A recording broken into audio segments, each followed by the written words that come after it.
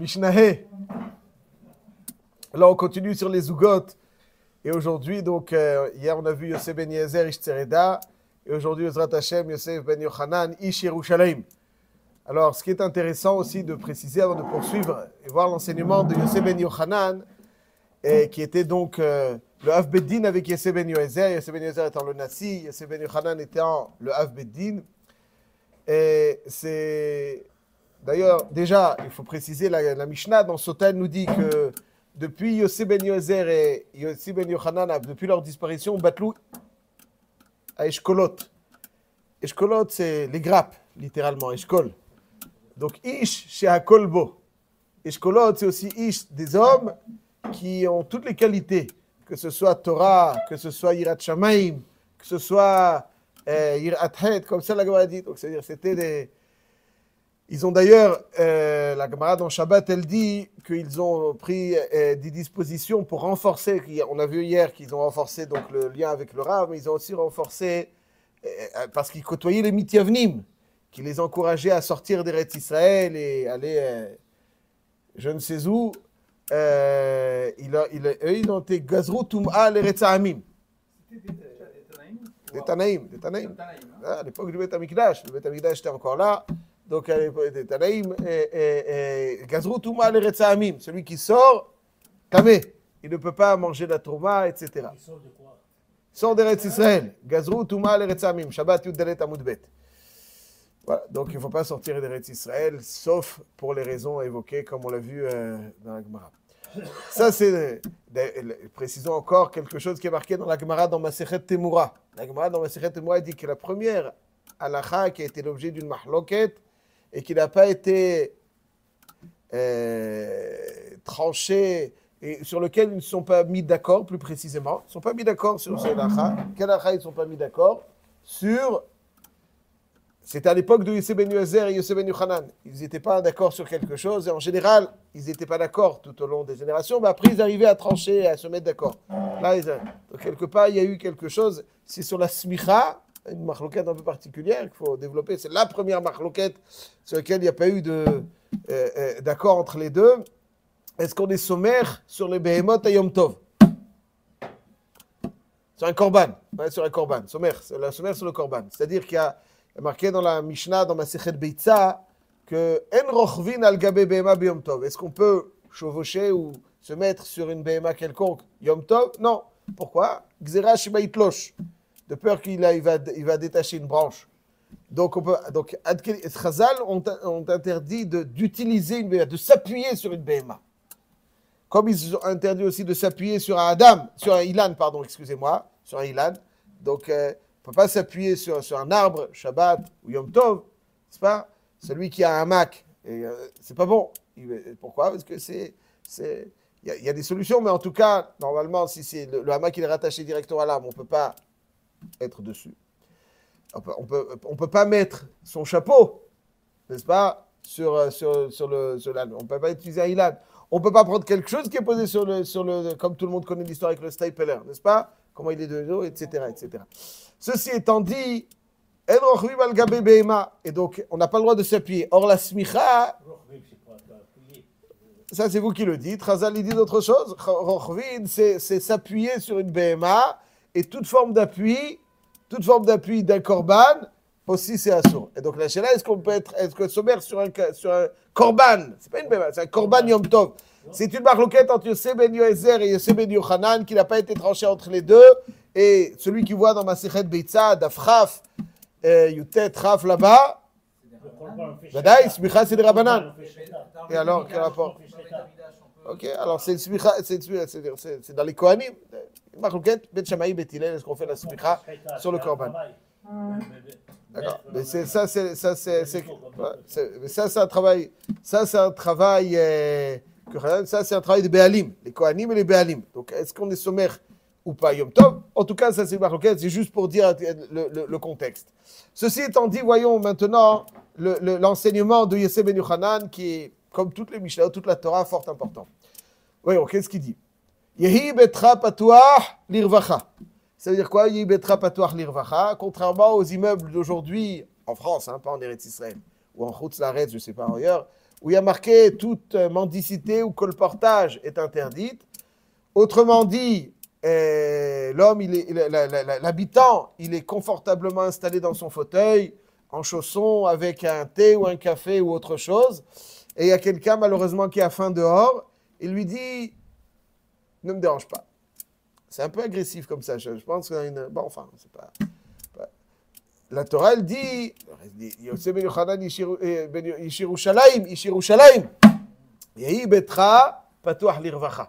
Ça veut dire que ta maison, elle doit être ouverte largement. Il faut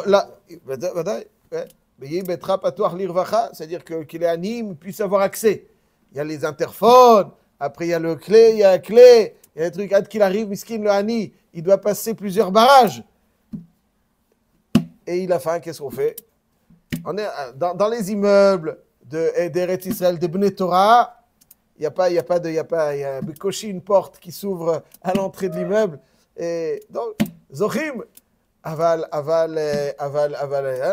ça, yehi betra patuach lirvacha. Il faut aussi avoir la maison qui est ouverte largement, c'est-à-dire aussi, il faut aussi, pas seulement que la maison soit ouverte et soit accessible.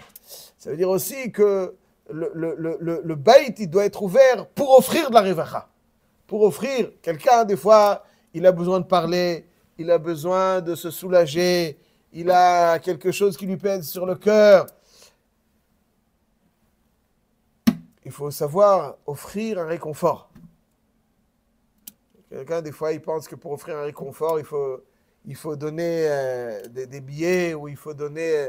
Des fois, pour offrir un réconfort, il suffit juste de donner du temps et une écoute.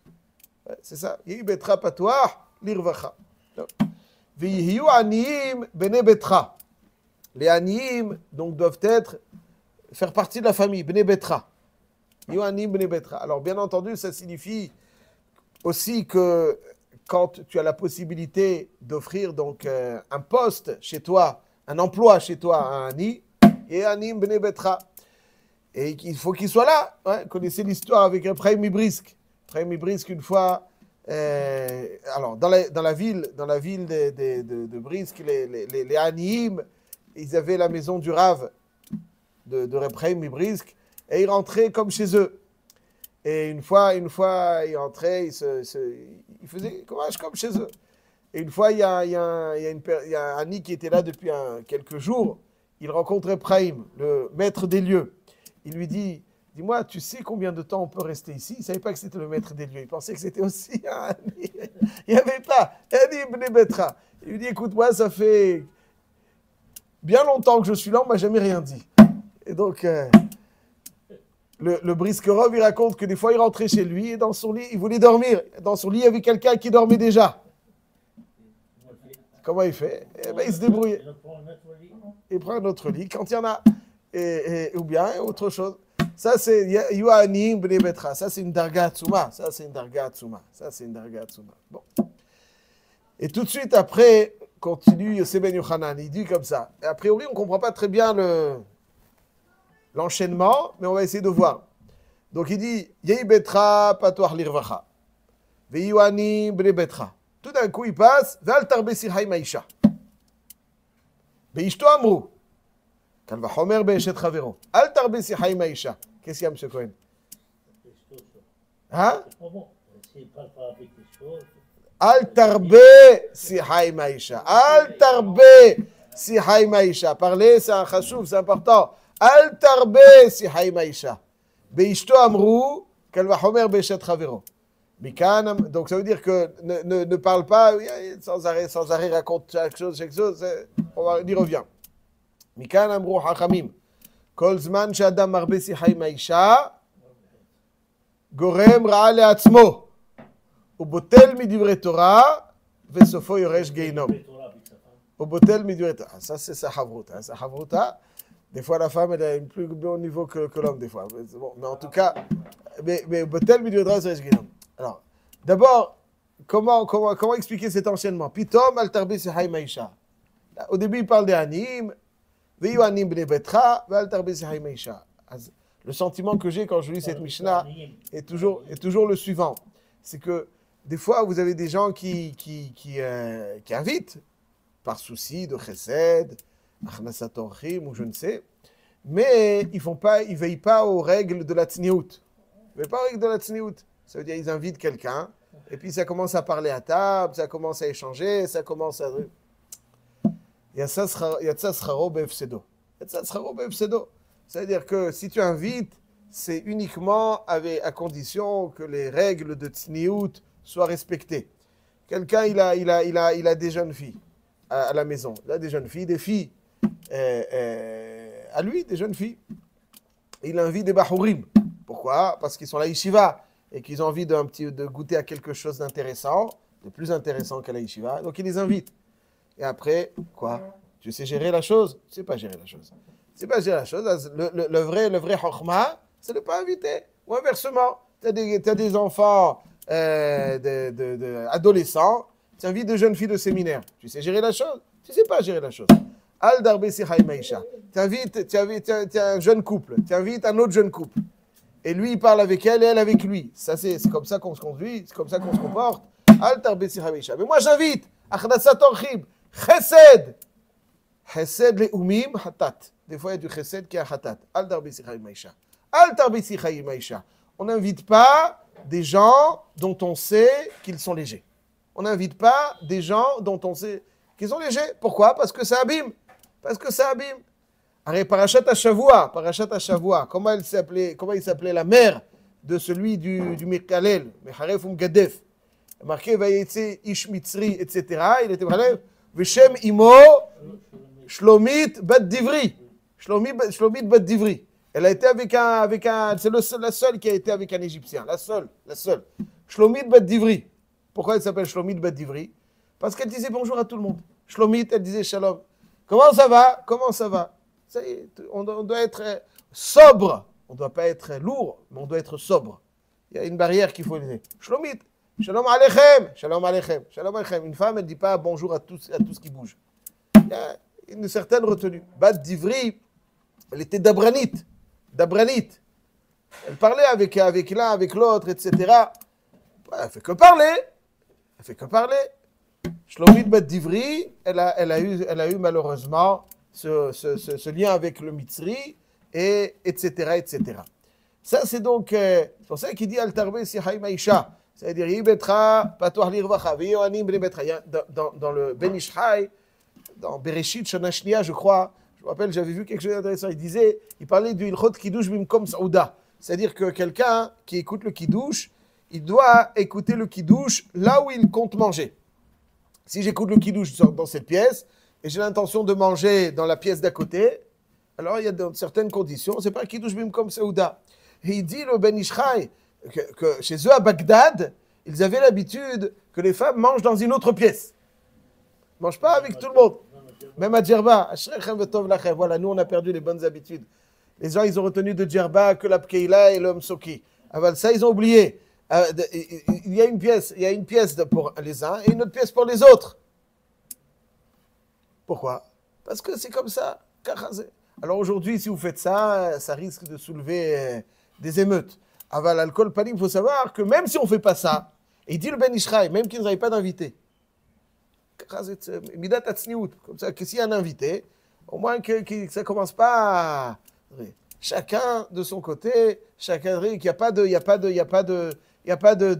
d'affinité. Et je ne peux pas, en public, dire des choses... c'est pas mon travail de m'occuper de ça, mais des choses qui arrivent à mes oreilles et c'est pour ça qu'il faut être vigilant là-dessus. Il dit non, c'est bon, ma fille, elle est, mon fils, non, ça n'existe pas. Il y a un apotropos là, personne ne peut dire. Ça c'est ça donc altarbe sichai, c'est l'enchaînement. Altarbe sichai maisha, beishto amru, ça veut dire que parler, donc beishto amru. Donc, c'est lui qui parle, aussi même avec sa femme. Allez, juste je précise, il faut savoir quelque chose, qui est une Gemara dans Masechet Sanhedrin, que tout le monde connaît. N'est-ce pas, à la fin du Perek Ben Sorer ou Moré, il y a l'histoire de quelqu'un qui était malade parce qu'il voulait avoir une relation avec une femme. Et donc, il était malade de ça, physiquement. Il y avait donc une crainte pour sa vie, même à Tkedekar. Et la Gemara dit, bon, finalement, il peut se résoudre à uniquement lui parler. Au moins lui parler, ça va le soulager. La Gemara dit non, non. Pourquoi? Alors le Shach, dans Siman Kuf Nun Zayin, dans Yoredea, il apporte ici une preuve au Rambam. Parce qu'il dit, c'est un Issour de Horaïta. Il y a marqué dans le Pasuk, Lotikrevu le galot erva, n'est-ce pas? Lotikrevu le galot erva. C'est quoi Lotikrevu le galot erva? C'est-à-dire de ne pas avoir de proximité qui pourrait amener à Gilou Yarayot. C'est quoi cette proximité?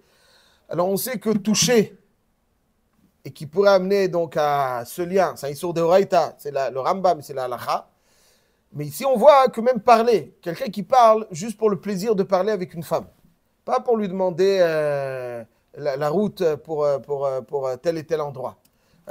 Et même là-dessus, voilà, Brouria et Ched Rabibir, il y en avait un élève de Rabibir qui lui dit Beze derech lech leloud.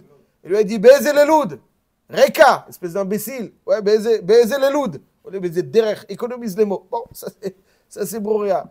Al-Kol Panim est quelqu'un qui parle parce qu'il a du plaisir à parler. Ouais, c'est avec un homme, il peut y en parler. C'est une sorte de Horaïta. Yarek va l'yavor. C'est comme la Gemara. Avizarayu de Gilou Yarayot, Yarek va l'yavor.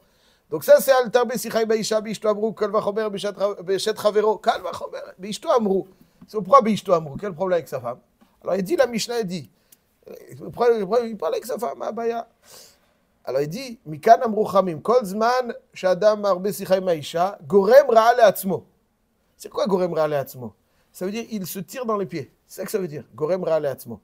Pourquoi? Parce que une femme, si elle voit son mari perd son temps, elle ne le respecte pas. Elle respecte moi. C'est-à-dire des fois quelqu'un, Gorem Raale Atzmo, il dit à sa femme, je vais aller à un shiur, ou je vais aller là. Elle lui dit, mais si c'est quelqu'un qui veille à son temps, qu'elle voit, qui est sérieux, discipliné, alors il dit, la Torah, je suis prêt à... Mais là, si tu toi-même, tu ne fais pas attention à ton temps, alors qu'Ilou, quand elle lui permettra moins.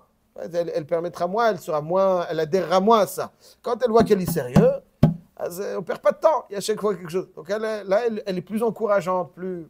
Ça, c'est Gorem Raale Atzmo. Chutz Mizeh, que quand il lui parle de certaines choses, alors d'abord, il se dégrade à ses yeux, souvent. Ouais, il se dégrade à ses yeux. Et il raconte certaines choses qui le dégradent. Et aussi, il lui raconte, celui-là, il m'a fait ça, lui, il m'a dit ça, etc. Comme la femme de Korach. Quand Korach, il est venu le raconter à sa femme, tu sais, ce Moshe, ce qu'il nous a fait, il nous a rasé, il nous a balancé. Elle a commencé à le chauffer. Et des fois, les femmes, elles chauffent. Quand elles le chauffent, ça, c'est Gorem Raale Atzmo. Botel midurei Torah. C'est-à-dire les repas de Shabbat interminables. Au lieu de Shabbat d'étudier un petit peu, et ouais, le repas, ce qu'il faut. Quand c'est interminable. Quoi? Le seul jour de la semaine où on peut étudier correctement sans avoir le portable ou sans avoir le truc, c'est Shabbat. Et les Shabbats, on mange et on dort. Alors, la semaine, il y a le portable. Shabbat, on mange et on dort. Après, Batel Midurei Torah. Parce qu'il parle, Blissof. Batel Midurei Torah, Besofo Yoresh Geinam. Ça, c'est donc l'enchaînement que nous dit Yosef ben Yochanan ici Yerushalayim. Il vivait à Yerushalayim. Donc, il vivait à Yerushalayim. Donc, Yerushalayim, c'est la ville de Chesed. Yerushalayim, c'est la ville de Chesed. Donc, tout le monde venait pour les régalim à Yerushalayim. Donc, forcément, les gens d'Yerushalayim ouvraient leurs portes. Tout le monde à Yerushalayim venait pour le Maaser Sheni. Donc, forcément, ils ouvraient leurs portes. Ça, c'est Ish Yerushalayim. Mais, par expérience, ils disaient Beseider. Yehi betra patoach lirvacha. Veyu anim bnei betra. Les régalim, ils étaient bnei baït chez les Anshei Yerushalayim, certainement. Aval, al tarbe sechai maïsha. Al tarbe, ça veut dire que ne fais pas le chesed sur le compte de quelque chose qui est bien plus grave. Ça, c'est ce que nous enseigne Yosef ben Yochanan ish Yerushalayim. Zak ou Baruch. Ça va.